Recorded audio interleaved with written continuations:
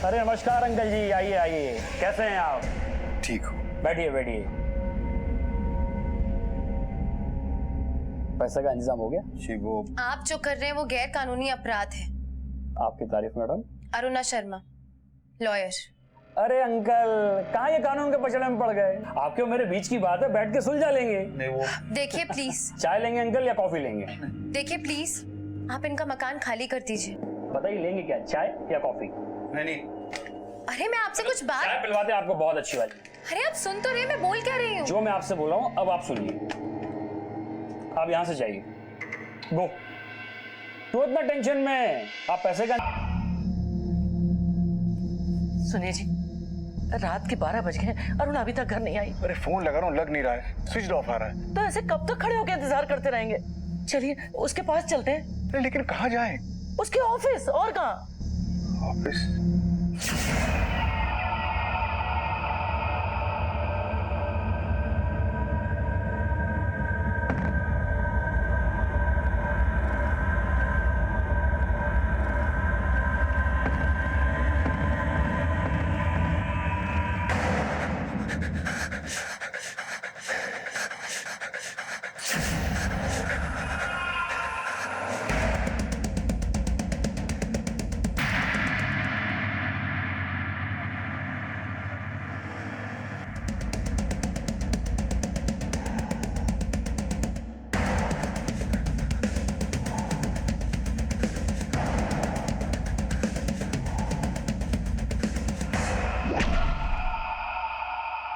रात के अंधेरे में एक लड़की को खुलेआम निर्ममता से पीटा जा रहा था। इस तरह की गुंडागर्दी दिल दहला देने वाली थी और साथ ही साथ ये घटना नागरिकों की सुरक्षा को लेकर एक बड़ा सवाल खड़ा कर रही थी। भोपाल में 2015 में हुई इस वारदात ने वैसे तो शहर की सोच पर शुरू में कोई खास असर नहीं छोड़ा, लेकिन जब इस केस से जुड़े तथ्य सामने आए तो लोगों के होश उड़ गए। बस यहीं रुक लो भाई, यहीं रुक लो। अरुणा, अरु,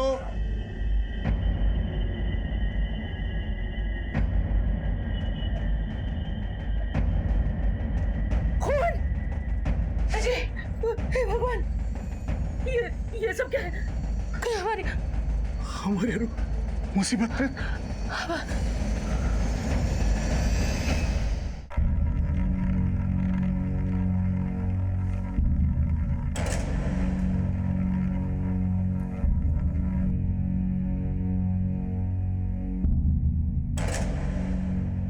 ये तो मर चुकी। इसे कौन लेकर आया था? सब कुछ लोकल लोग ही लेकर आए थे। किले के पास उन्हें पड़ी हुई मिली थी। तुम फौरन पुलिस में इन्फॉर्म करो और तुम ये बॉडी मुर्दा घर लेकर जाओ। जी।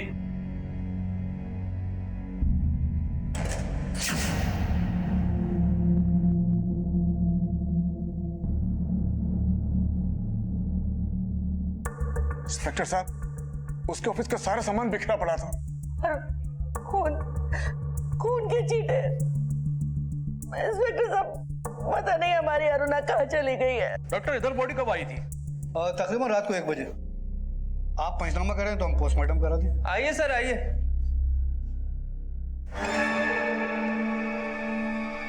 सर बॉडी तो सर यहीं रखी थी। तू कहाँ गई? सर पता नहीं कहाँ गायब हो गई। गायब हो गई मतलब सर मैंने खुद यहाँ बॉडी रखी है। कहाँ गई? आप शांत हो जाइए। क्या करती है आपकी बेटी? वकील है। किसी से कोई रंजिश, कोई झगड़ा? रंजिश और झगड़े का तो सवाल ही नहीं होता इंस्पेक्टर साहब। वो तो हमेशा समाज और जरूरतमंद लोगों की समस्या के लिए हमेशा उलझी रहती थी। मम्मी, मम्मी कहाँ है आप? मम्मी, अरे आप ऊपर क्या कर रही हैं? कपड़े सुखा रही हूँ। मुझे आपसे एक जरूरी काम है, जल्दी से नीचे आइए। अरे बेटा तू ऊपर आ जा, चल। ओफो, ठीक है आ रही हूँ। मम्मी। हाँ बोल, क्या कह रही है? ये लीजिए। ये क्या है? मेरे पहले महीने की कमाई। अरे वाह, खुश रहे बेटा। 20,000 कमाए हैं, पूरे 20,000। 20,000? अरु बेटा, तो 20,000 कह के मेरे हाथ में ये 4-5 हजार रुपए पकड़ा रही है। अरे मैं क्या रख लूंगी? इन्हें तो मैं ठाकुर जी के चरणों में रखती, इसमें 1,000 रुपए का नोट आशीर्वाद के तौर पे रखती और तुझे देती। अरे भाई, इसकी बात सुन तो लो। हाँ बेटा बोल। मम्मी, मेरे ऑफिस के पास ना एक सब्जी वाली है, बेचारी बहुत गरीब है। उसका नाम संतोषी है। आपको पता है अगले हफ्ते ना उसकी बेटी की शादी होने वाली है और उसके पास बिल्कुल भी पैसे नहीं थे, तो फिर मैंने उसे 15,000 दे दिए। पहले महीने की पहली कमाई वो भी दान करके आ गई। तो पैसों का क्या है मम्मी, फिर कमा लूंगी। बिल्कुल सही। आज तो तू जल्दी आ गई, लेकिन तू रोज इतनी देर से आती है, इतना काम क्यों करती है? अरे मुझे भी पता है वकालत का टाइम टेबल। लेकिन मम्मी ऑफिस तो रोज मैं 6 बजे ही ओवर कर देती हूँ। तो वो क्या है ना मम्मी, हमारे ऑफिस के सामने जो एक बस्ती नहीं है, उसमें कुछ गरीब बच्चे ऐसे ही घूमते रहते हैं, तो मैंने सोचा कि क्यों ना उनके लिए अपने ऑफिस में इवनिंग क्लासेस खोल दूं। 8-10 बच्चे रोज आते हैं, उनको पढ़ा देती हूँ। कभी आकर देखना, पता है कितना मन लगा के पढ़ते हैं बच्चे। तो बताइए इंस्पेक्टर साहब, ऐसी लड़की के साथ भला किसी की क्या दुश्मनी हो सकती है? जी सच पूछिए तो ऐसे लोग जो समाज की भलाई करना चाहते हैं, उन्हीं के दुश्मन ज्यादा बनते हैं। कहीं ऐसा तो नहीं है कि आपकी बेटी का किसी केस को लेकर कोई प्रॉब्लम? नहीं नहीं, ऐसी बातें उसने हमसे कभी नहीं बताई। अपनी बेटी की एक तस्वीर हमें दे दीजिए। ये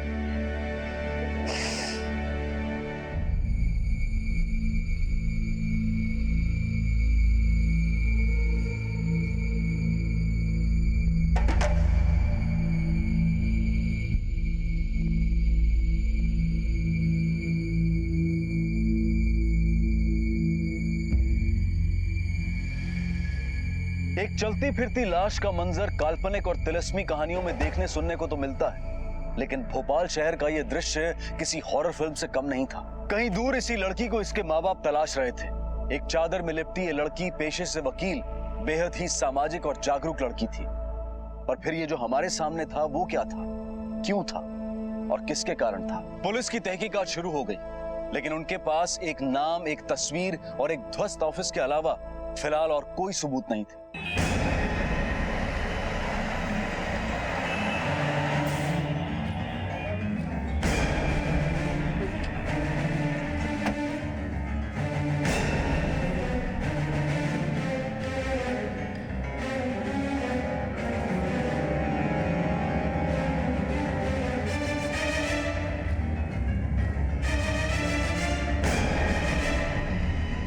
सर ये सब देखकर ऐसा लगता है कि यहाँ पर मारपीट हुई है। फॉरेंसिक में खबर करो और आसपास के लोगों से पूछताछ करो कि कल रात को यहाँ पर किसी ने कुछ देखा तो नहीं था।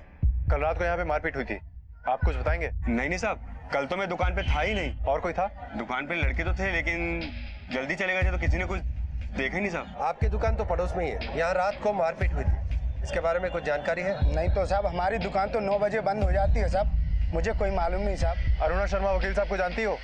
जी साहब। तुम्हारी बेटी की शादी में मदद भी की थी ना उन्होंने? हाँ साहब। कल रात को क्या हुआ था यहाँ, कुछ देखा तुमने? हम तो ठेला जल्दी बंद करके सो गए थे, हमने कुछ नहीं देखा साहब। पर तुम तो यही रहती हो ना? हाँ साहब, सोते तो यही हैं। अगर कुछ देखा हो तो सब सच सच बता दो। उस औरत ने मदद की है तुम्हारी? हमने कुछ देखा होता तो जरूर बता देते साहब। यहाँ जरूर कुछ हुआ है, डरे हुए हैं सब लोग, इसलिए सब कुछ छिपा रहे हैं। हाँ सर, मैंने भी यहाँ पर कुछ लोगों से पूछताछ की है, लेकिन कोई कुछ बताने को तैयार ही नहीं। बलराम सर, पता करो कि यहाँ का कोई लोकल बदमाश दहशतगर्दी तो नहीं फैला रहा है जिससे अरुणा का झगड़ा हुआ।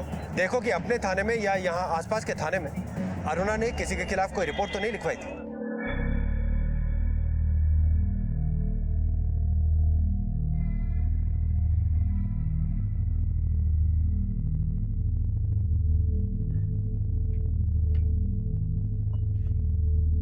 चाय लीजिए।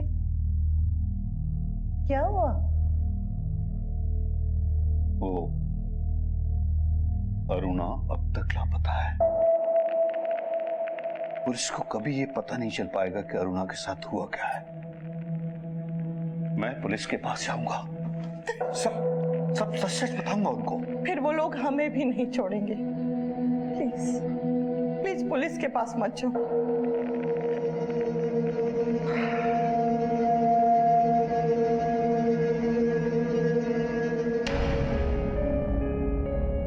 सर, ये है संजीव खत्री, नारकोटिक डिपार्टमेंट से। और सर, इन्होंने बताया कि अरुणा शर्मा ने 1 साल पहले नारकोटिक कंट्रोल ब्यूरो के इनके लोकल ऑफिस में एक कंप्लेंट दर्ज कराई थी।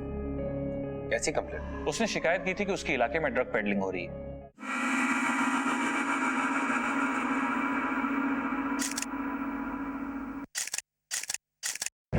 सर, ये है बंटी सिंह के कुछ फोटोग्राफ्स जो अरुणा ने मुझे दिए थे।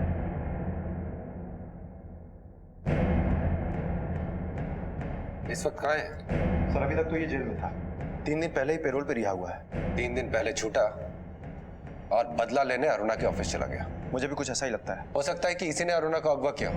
अरुणा शर्मा की तलाश जारी रखो और इस बंटी सिंह को भी ढूंढो। Okay sir.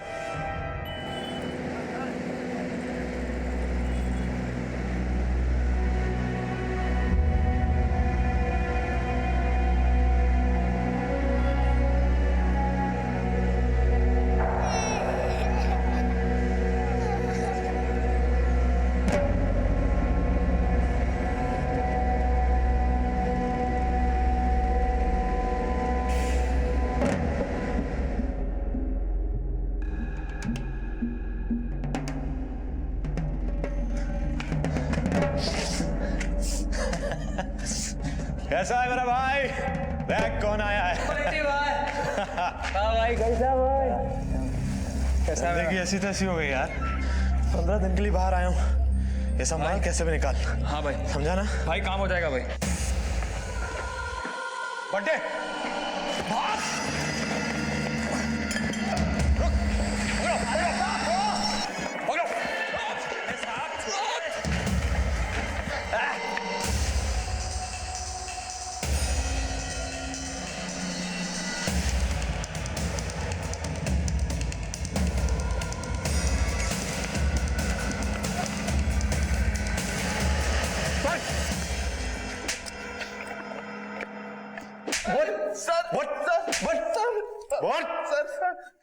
मैंने कुछ नहीं किया साहब, मैं बस डर गया था। अरुणा कहाँ है?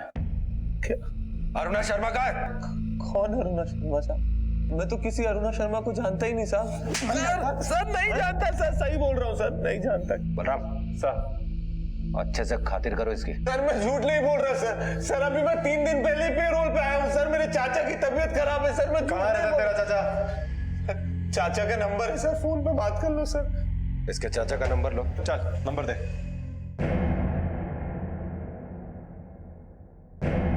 सर मैंने पता लगाया है, बंटी सिंह सही कह रहा है। 3 दिन पहले वो अपने बीमार चाचा के पास था। इसने कुछ नहीं किया। इसको तो अरुणा शर्मा का नाम भी नहीं पता। तो सर अगर इसने हमला नहीं किया तो फिर किसने करवाया होगा? हो सकता है कि बंटी सिंह के कोई ऊपर वाला इन्वॉल्व हो सकता है सर। लेकिन जो भी इसमें इन्वॉल्व है, हमें उसे जल्द से जल्द ढूंढ निकालना है। नहीं शिवानी नहीं, गलत है ये, बिल्कुल गलत है। हमारा चुप रहना बहुत गलत है। मैं जाऊंगा और पुलिस को सब सच सच बताऊंगा।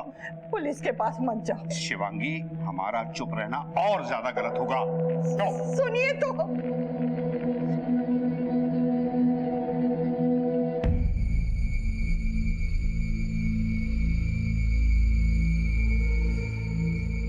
कहाँ जा रहा है अंकल? वो सब्जी लेने। सब्जी लेने? हाँ। पहुंच जाएगी सब्जी घर। नहीं सर, मैं ले आऊंगा। अरे पता है अंकल, पुलिस स्टेशन जा रहा है। अरे आंटी, समझाओ ना अंकल को कि घर में रहे। अरे बाहर का मौसम अच्छा नहीं है, बेकार की ठंड लग जाएगी अंकल जी को।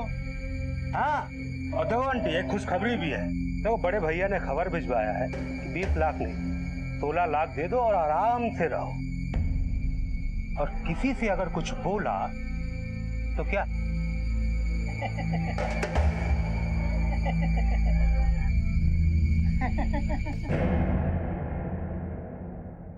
तो हमेशा के लिए चुप कर देंगे। चलो चलो।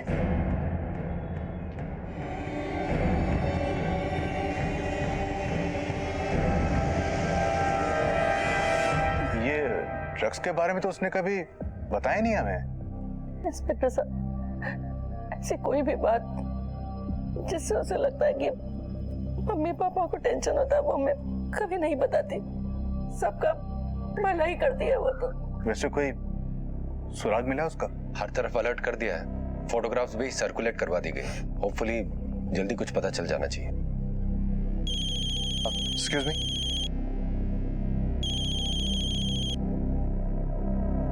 हेलो,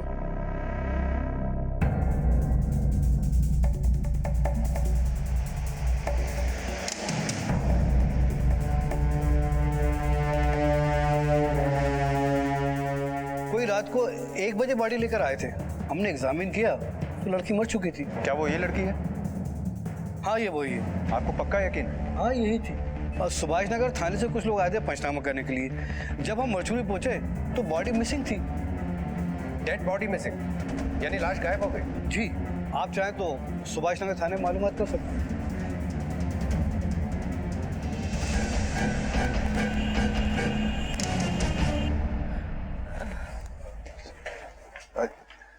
कुछ पता चला? जी वो क्या क्या बात है इंस्पेक्टर साहब? जी वो खबर अच्छी नहीं है। क्या क्या हुआ इंस्पेक्टर साहब, बताइए। हमें पता चला है कि आपकी बेटी की बॉडी सुभाष नगर हॉस्पिटल में कोई छोड़ गया था। बॉडी?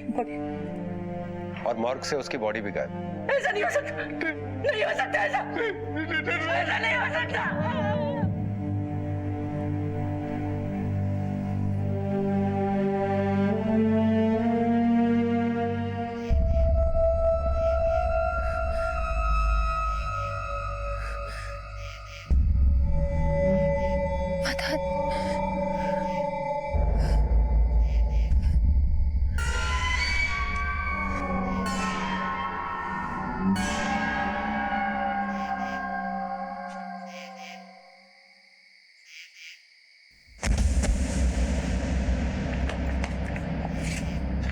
हटो, क्या हुआ?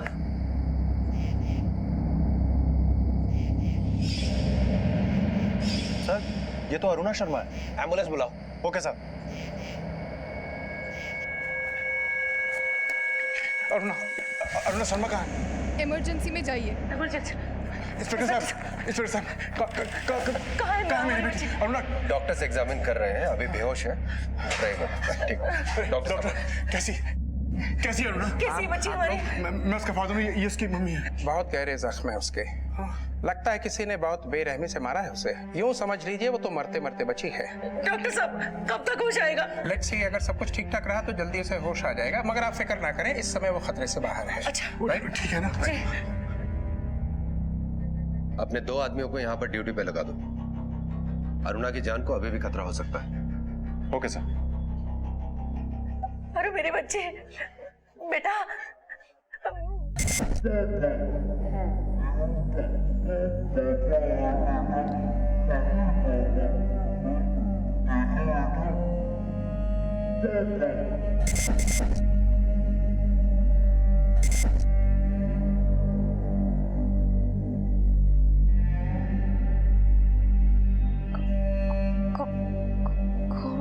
बेटा हम दोनों हैं बेटा।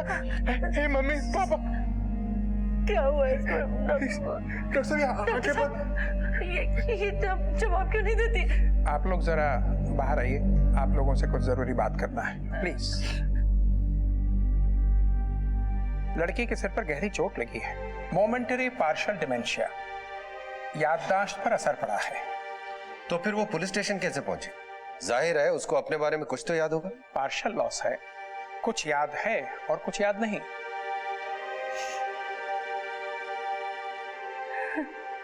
सच पूछिए तो जिंदगी महज यादों का सिलसिला है। हमारी पहचान, हमारी शख्सियत यादों से ही कायम है। अगर एक पल के लिए भी दिमाग के कैनवस से ये यादें धुंधली हो जाएं, तो ना नाम रह जाएगा और ना वजूद। अरुणा के साथ भी इस वक्त कुछ ऐसा ही हो रहा था। एक भयानक हादसे ने उसके मन मस्तिष्क पर गहरा असर डाला था। कुछ याद था तो बहुत कुछ भूल चुकी थी, और ऐसे में पुलिस के लिए उसके साथ हुए अपराध की गुत्थी को सुलझाना बहुत कठिन हो गया था। पुलिस के पास अब एक ही विकल्प रह गया था, इंतजार। अरुणा के स्वस्थ होने का इंतजार, उसकी याददाश्त लौटने का इंतजार। और अरुणा के परिवार के लिए अरुणा का लौटना मानो नया जन्म ही था।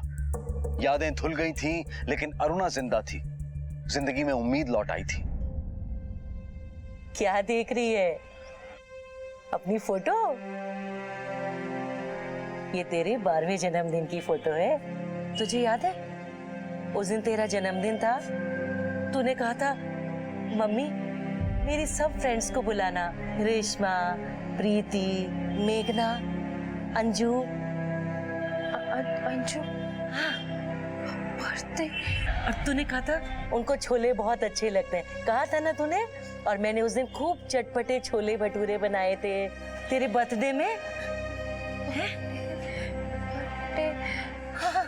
हाँ बेटा, और फिर हम उनके लिए याद आया। देखो डॉक्टर ने कहा है कि इस पे ज्यादा प्रेशर नहीं डालना। हमारे लिए कम है कि हमारी बेटी वापस आ गई।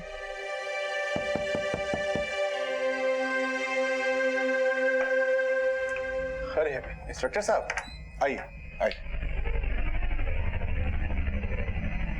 कैसी हैं आप?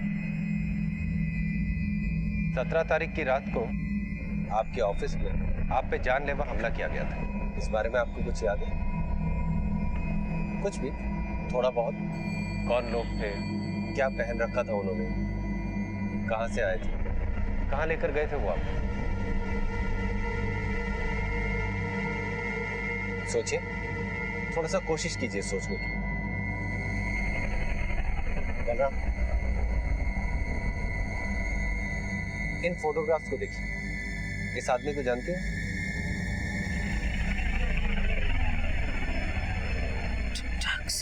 ड्रग्स। इनमें से किसी ने आप पे हमला किया था जो आपकी इस हालत के लिए जिम्मेदार? देखिए देखिए, ठीक से देखिए। ड्रग्स के बारे में आप कुछ बता रही थी, हाँ? देखिए, इसको देखिए। नहीं? स्कूल? कौन सा स्कूल?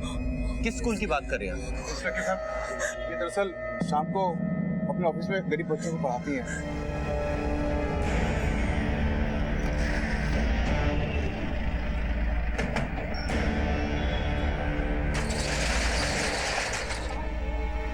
देखो, ठीक से तलाशी लो।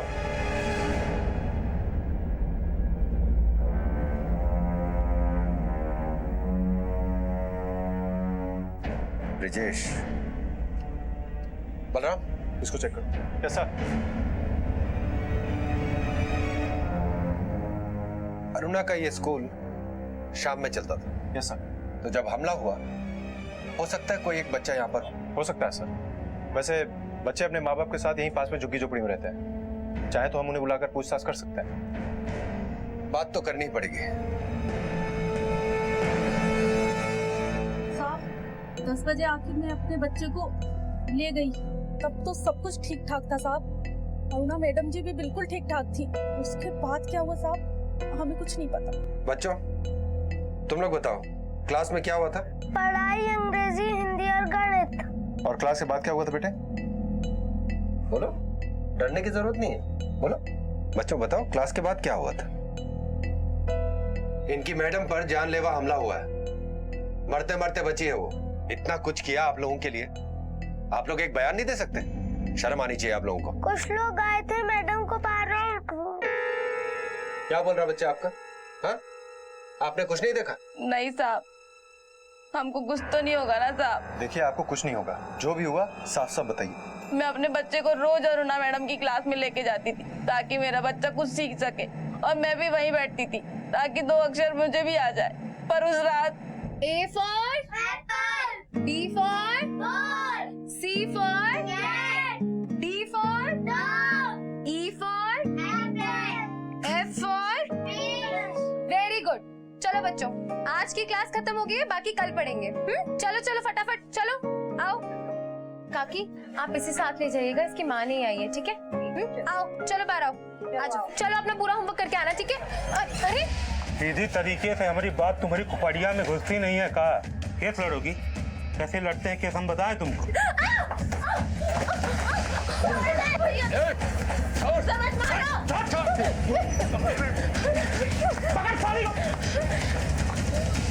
इतना कुछ हो गया और आपने पुलिस को बताने की जरूरत भी नहीं समझी? हम लोग गरीब आदमी है साहब, कोर्ट और पुलिस से बहुत दूर रहते हैं साहब। कुछ याद है कौन थे वो लोग? 2 रोज पहले अरुणा मैडम से मिलने एक साहब आए थे। अरुणा जी, अरे राम नरेश ठाकुर जी, आप? आपसे बहुत जरूरी बात करनी है। जी कहिए। ये लोग, अरे आप फिक्र मत कीजिए, आप बोलिए। देखिए, मैं ये कह रहा था कि आप पुलिस में रिपोर्ट कर दीजिए। आपकी जान को खतरा है। हम वकीलों की जान को हमेशा से खतरा रहता है। आप समझने की कोशिश कीजिए। वो मेरे घर आए थे, मुझे धमकी देकर गए और कहकर गए कि वो आपको सबक सिखाएंगे। वो ना कुछ कर सकते हैं ना वो कुछ करेंगे। मैं कह रही हूँ ना आपसे, आप इत्मीनान से घर जाइए। फिर भी अगर आप एक बार पुलिस को... हाँ, फिक्र मत कीजिए। अच्छा, कौन थे ऐसा? वो तो पता नहीं साहब, पर अरुणा मैडम उनको राम नरेश ठाकुर जी कहकर बुला रही थी।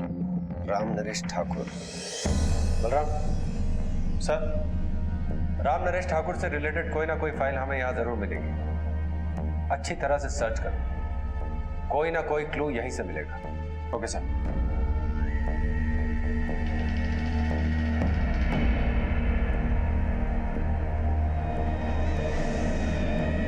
सर, यहाँ पर राम नरेश ठाकुर से रिलेटेड कोई भी फाइल नहीं है।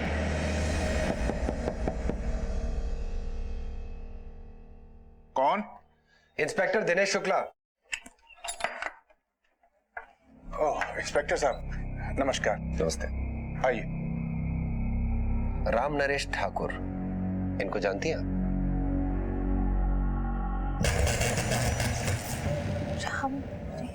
राम नरेश ठाकुर आपके क्लाइंट हैं या आप पर हमला करवाया होगा इन्होंने?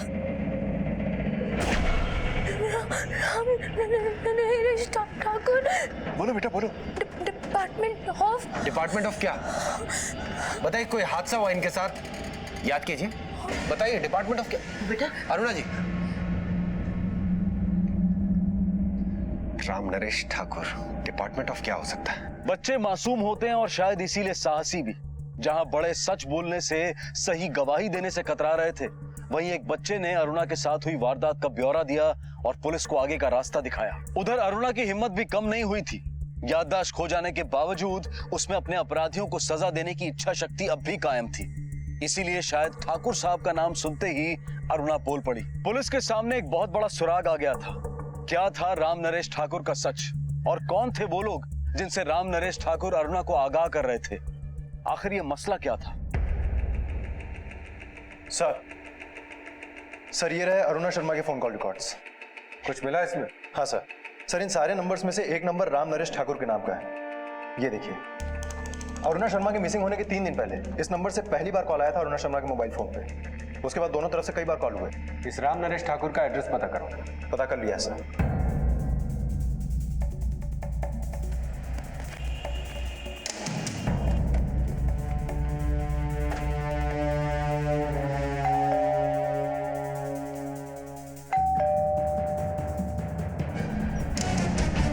जी राम नरेश ठाकुर?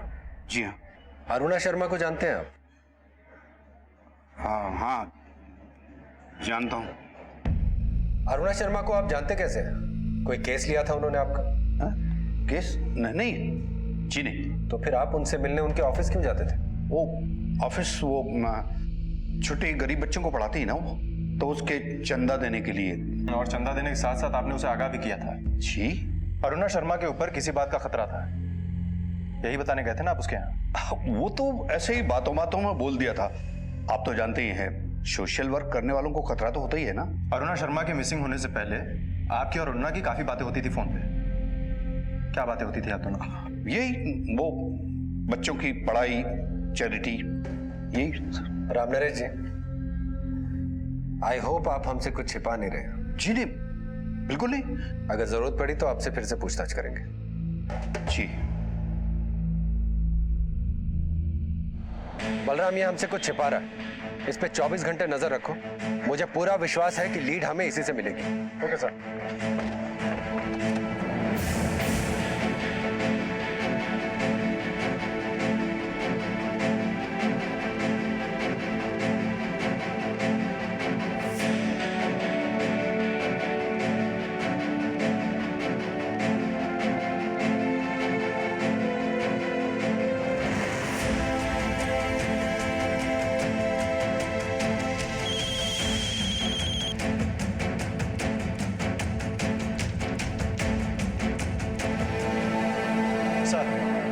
सर हमारा जो आदमी राम नरेश ठाकुर पे नजर रखे हुए है, उसने राम नरेश ठाकुर को गंभीर सिंह रघुवंशी कॉर्पोरेटर के दफ्तर में जाते हुए देखा है। और सर एक नई बात पता चली है, राम नरेश ठाकुर के इस कॉल रिकॉर्ड में एक नंबर गंभीर सिंह रघुवंशी का भी है। और पिछले कुछ दिनों से इन दोनों में काफी बातचीत हुई है सर। ये देखिए। क्या चल रहा है इन दोनों के बीच? ये कौन है?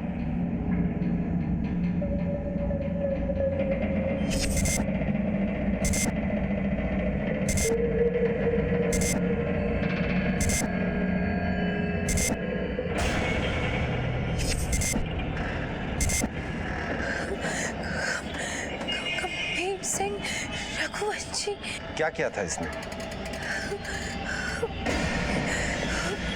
मालूम नहीं। ठीक से सोच के बताइए, क्या किया था इसने?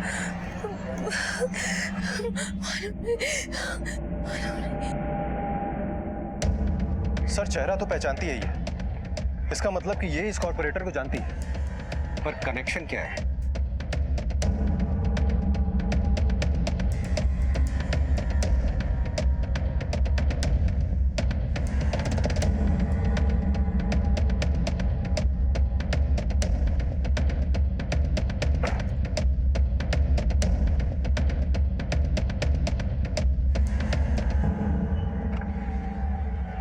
हाजी, वो आदमी कौन था?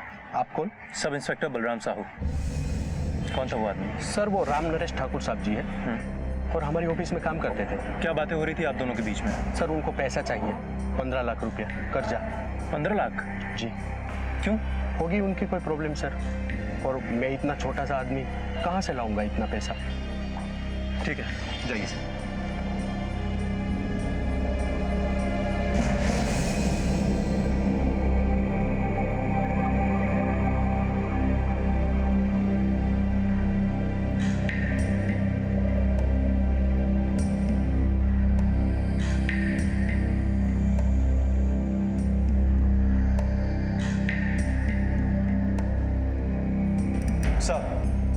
सर एक बड़ी अजीब सी बात सामने आई है।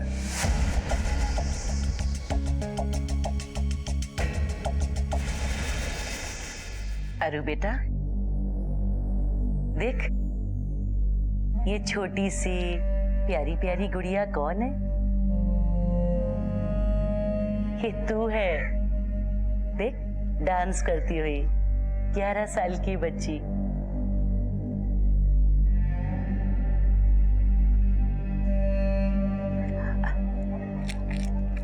अच्छा ये देख,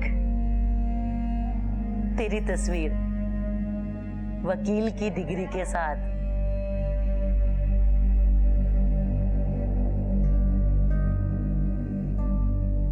देख बेटा, याद कर, वकील, डिग्री।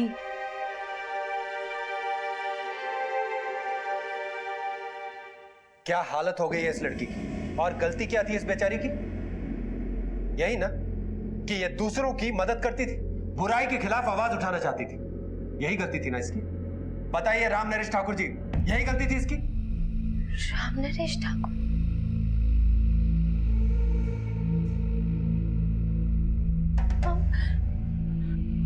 राम नरेश ठाकुर आप है ना? आपको तो सब पता है ना कि मुझ पर हमला किसने किया था? आपको सब पता है। इनको बताइए ना कि मुझ पर हमला किसने किया था। ये कब से मुझसे पूछ रहे हैं कि मुझ पर हमला किसने किया। आपको सब पता है ना? आप बोलिए ना इनको कि मुझ पर हमला किसने किया था। बताइए इनको, बताइए। बता रहा हूँ बताता हूँ। बात यह है कि मैं बहुत डर गया था, लेकिन अब मैं सब कुछ बताऊंगा आपको, सब सच सच बताऊंगा। ये अरुणा पर गंभीर सिंह रघुवंशी ने हमला करवाया था, क्योंकि ये उसके रास्ते में आ रही थी।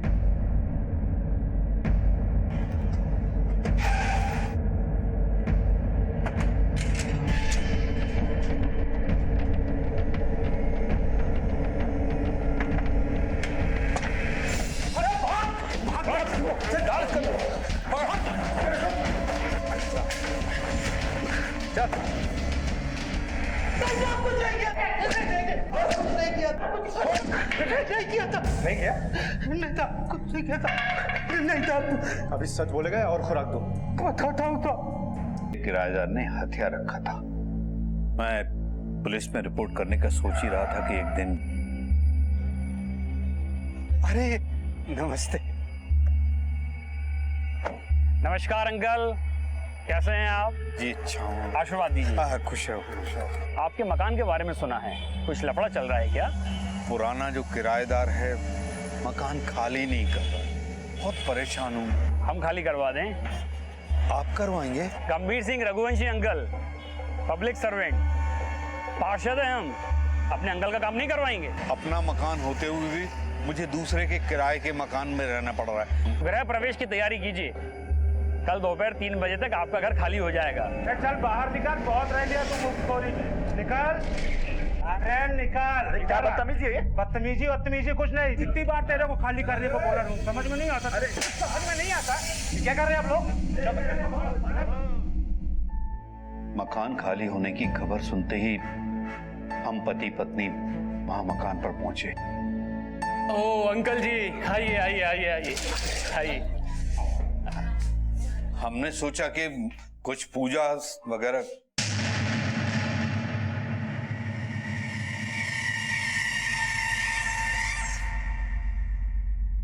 वो हमारा सामान। अंकल, गृह शुद्धि, सामान सजाना, इन सब के लिए आप गंभीर भाई से बात करिए। ये तो गलत है। सही गलत का फैसला तो गंभीर भाई ही करेंगे। आप उन्हीं से बात कीजिए। चलो चलो। जी हाँ, कहने लगा कि आगे क्या करना है गंभीर भाई बताएंगे। अरे बड़ा बदमाश है वो, खुद भी तो बता सकता था आपको। जी। अरे अंकल, बच्चे लोग ने बहुत मेहनत करा आपका घर खाली कराने में, अब उसके लिए बच्चे लोगों को कुछ मिठाई विठाई तो देना पड़ेगा ना। अच्छा मिठाई, ये लीजिए। अरे अंकल, 500 रुपए में कौन सा मिठाई आता है? जी। एक काम कीजिए, आप कल 20 लाख रुपए लेके आइए, आपका घर खाली करवा देंगे। 20 लाख तो मेरे पास नहीं है। फिर तो बहुत मुश्किल हो जाएगा अंकल, बच्चे लोगों ने बहुत मेहनत करा है, मिठाई का पैसा तो देना पड़ेगा उनको। पर आप टाइम ले लीजिए, मुझे भी कोई जल्दी नहीं है, पर करते ना बात। समझ में नहीं आ रहा कि मैं क्या करूं। हम चल रहे हैं ना, चलकर बात करते हैं। जी बाय। अरे कहाँ जाना है मैडम जी? आइए बैठिए, हम छोड़ देते हैं। क्षमा चाहेंगे मैडम, बहुत बड़ी गलती हो गई, आपसे चाय पूछना भूल गए। कल राम नरेश ठाकुर जी वाले केस में एक पिटीशन दायर कर रही हूँ सेशंस कोर्ट में, फिर चाय के साथ साथ आपको मिठाई भी खिलाऊंगी। कैसी वकील हैं आप? जमीन जायदाद के मुकदमे ऐसे हल होते हैं, पुश्तें बीत जाती हैं टलते टलते। राम नरेश अंकल अगर हमसे समझौता कर लें तो एक दिन में मामला हल हो जाए। आपके चक्कर में रहे तो उनकी पुश्तों के वाल सफेद हो जाएंगे मैडम। मुझे तो लगा था आप एक पब्लिक सर्वेंट हैं, आपको आपकी इज्जत की काफी फिक्र होगी, लेकिन आप तो मतलब ये कि अगर ये केस कोर्ट में गया और ये खबर अखबार में छपी तो फिर आपकी इज्जत का क्या हाल होगा, ये कभी सोचा है आपने? अब देखिए ना, भले ही मकान खाली कराने में हमें थोड़ा सा वक्त लग जाएगा, लेकिन कॉर्पोरेटर की कुर्सी लोगों के वोट से चलती है। अगर ये खबर अखबार में छपी तो ये कुर्सी जरूर खाली हो जाएगी। तो फिर मिलते हैं कल सेशंस कोर्ट में। चाय जरूर तैयार रखिएगा। कॉर्पोरेटर समझ चुका था कि ये मामला कोर्ट में जाने वाला है। उसने मुझे मनाने की कोशिश की थी, लेकिन जब मैं नहीं मानी तो चलो अपना पूरा होमवर्क करके आना, ठीक है? अरे सीधी तरीके से हमारी बात तुम्हारी खोपड़िया में घुसती नहीं है। कहा केस लड़ोगी? कैसे लड़ते हैं केस हम बताएं तुमको?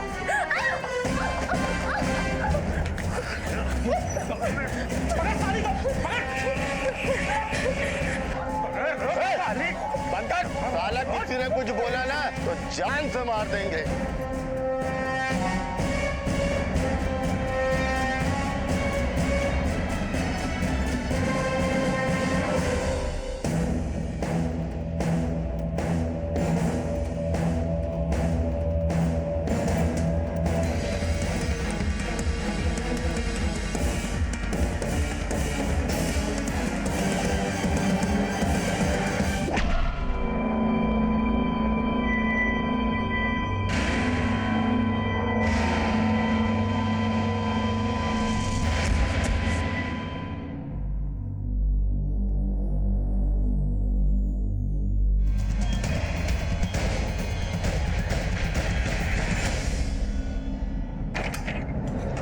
आप लोग अंदर कैसे आए? तुम्हें अरेस्ट करने आए।